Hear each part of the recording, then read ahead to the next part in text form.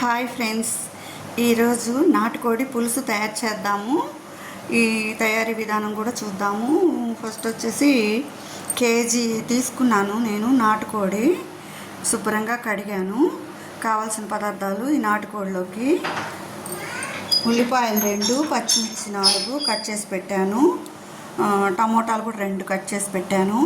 కొత్తిమీర కొంచెం, కరివేపాకు కొంచెము, కారము, పసుపు, అల్లం వెల్లుల్లి పేస్టు, తగినంత ఉప్పు, ధనియాలు 2 టేబుల్ స్పూను, కొబ్బరి 2 టేబుల్ స్పూను, జీడిపప్పు 5-6, చెక్క మొగ్గ, గసాలు ఒక హాఫ్ స్పూన్ అయితే సరిపోతుంది. ఇవన్నీ లైట్గా వేయించి పొడి తయారు చేసుకోవాలి. ఇప్పుడు వచ్చేసి తయారీ విధానం చూద్దాము. ఇప్పుడు ఒక బౌల్ పెట్టాను కదా, అందులో ఒక గంట నూనె వేసాను, ఇంకొక ఆకు.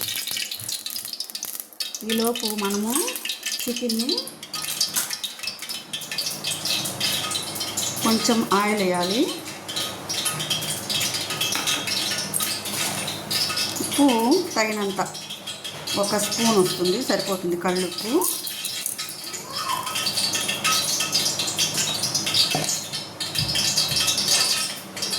పసుపు హాఫ్ స్పూన్. కారం వచ్చేసి 1, 2,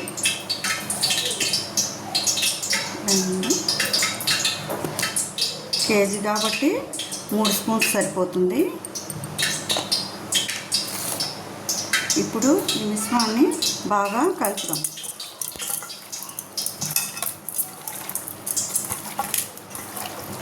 ఇట్లా కలపటం వల్ల బాగా ఉప్పు కారం పడుతుంది. మిశ్రమాన్ని పక్కన ఉంచుదాము. ఇలా నానుతుంది కదా, ఈలోపు మనము ఇక్కడ ఆనియన్స్ వేయిద్దాము.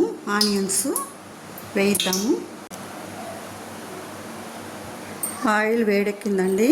ఇప్పుడు వచ్చేసి ఫస్ట్ కొంచెం చెక్క ముగ్గ అనేది కొంచెం ఫ్లేవర్ కోసం 1-2 వేసుకోవాలి. టేస్ట్ బాగొస్తుంది రసం దిగి. నెక్స్ట్ వచ్చేసి ఆనియన్స్ వేద్దాము.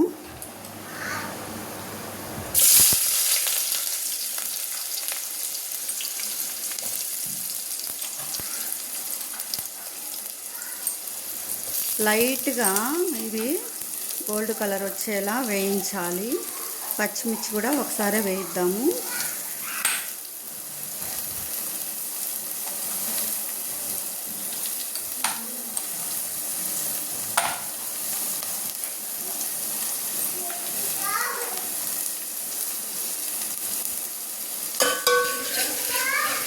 చిమ్మిలో వేయిస్తే త్వరగా మగ్గుతుందండి.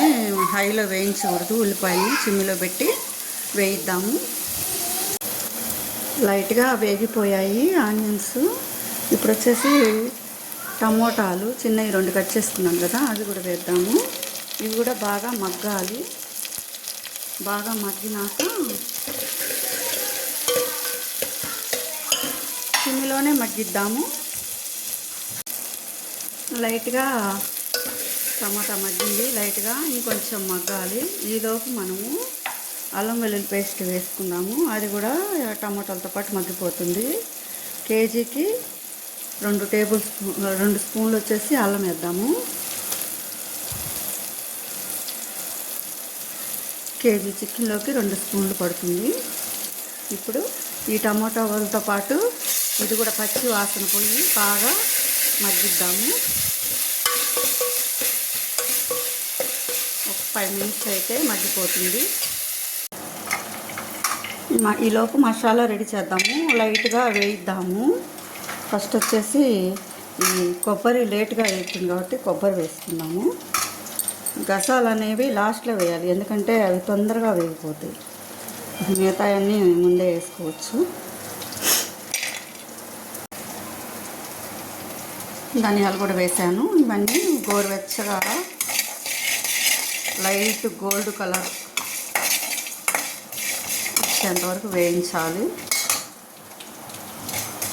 దించే ముందర గసాలు వేస్తే అవి కూడా వేగిపోతాయి అన్నమాట.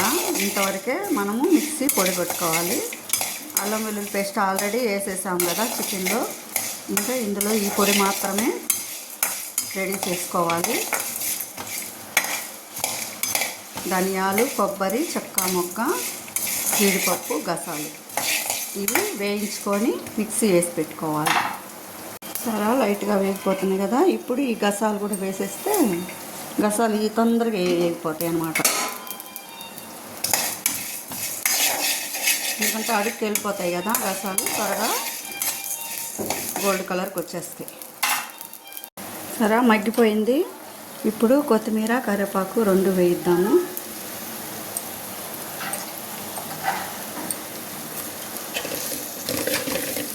ఎప్పుడైనా అల్లం పేస్ట్ అనేది టమాటా వేసిన తర్వాతే వేయాలి.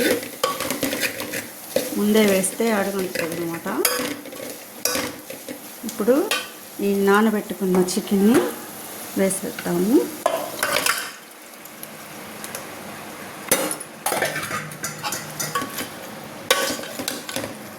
బాగా కలిపెట్టి ఇప్పుడు నాటుకోడి అసలు కుక్కర్లో ఉడికి చాలా టైం పట్టిద్ది అనుకుంటారు కదా. అదేం లేదు, నేను త్వరగా అయ్యే టిప్పు చెప్తాను. ఇప్పుడు ఈ చికెన్ అంతా కలిపాం కదా. ఇప్పుడు వచ్చేసి ఒక గిన్నెలో వాటర్ తీసుకొని ఈ వాటరు దీని మీద పెట్టేయటం అనమాట. గిన్నె మీద గిన్నె చూసారా, చాలా ఈజీగా స్మూత్గా ఉడికిద్ది. ఇది ఖచ్చితంగా ఆవిరితో ఉడికిద్ది. వాటర్ ఏమి వేయలేదు నేను. ఈ విధంగా వాటర్ పెట్టడం వల్ల చికెన్ మనకి త్వరగా ఈజీగా ఉడుకుతుందన్నమాట. చూసారా, అడుగున గిన్నెలో చికెన్ ఉంది, పైన వాటర్ పెట్టా. ఈ వాటరు కాగేంత వరకు మనము ఓపెన్ చేయకూడదు. వాటర్ కాగితేనే చికెన్ ఉడికినట్టు అనమాట. మధ్యలో మాత్రం తీయకూడదు. నేను కాగిన తర్వాత చూపిస్తాను. ఈ ఆవిరితో మనకి నాటుకోడి కూర త్వరగా ఉడుకుతుందన్నమాట. చూసారా ఫ్రెండ్స్, కాగిపోయింది. అది పొగలు కూడా వస్తున్నాయి. వాటర్ బాగా కాగిపోయింది అనుకున్నాక ఈ గిన్నె తీసి పక్కన పెడదాము.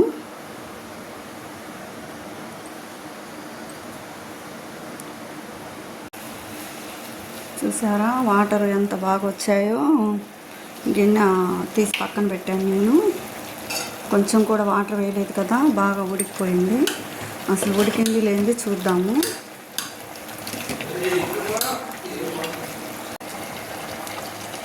చూసారా, ఊరికనే చిదవంగానే ఉడికిపోయింది. గంటలు ఉడకకుండా ఈ టిప్పు పాటిస్తే నాటుకోడి త్వరగా ఉడుకుతుంది. మనకు సూప్ ఎక్కువ కావాలంటే కొంచెం వాటర్ కూడా యాడ్ చేసుకోవచ్చు.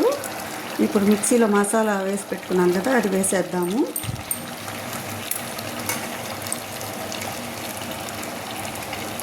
సూప్ ఎక్కువ కావాలి కాబట్టి మనము కొంచెం వాటర్ కూడా యాడ్ చేసుకున్నాము.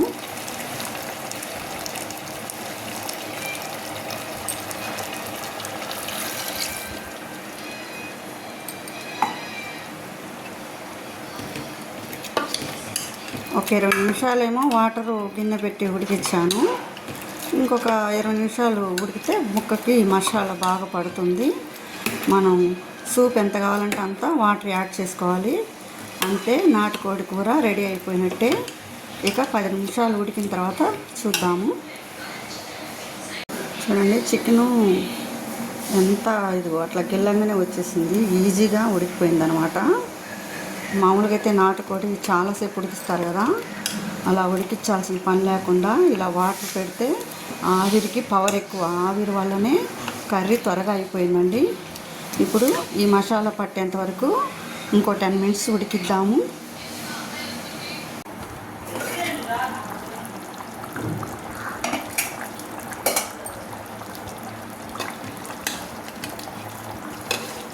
ఆయిల్ బయటకు వస్తే చికెన్ కర్రీ నాటుకోడి పులుసు రెడీ అయిపోయింది. సంగట్లోకి చాలా బాగుంటుంది.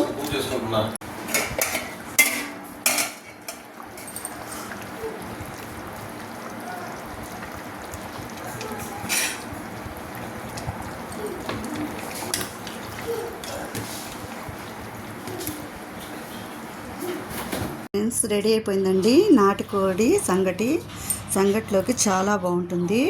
టేస్ట్ చూసి చెప్తాను. చూసారా, కాంబినేషన్ చాలా బాగుందండి. టేస్ట్ మాత్రం చాలా సూపర్గా ఉంది. మీరు ఒకసారి ట్రై చేయండి.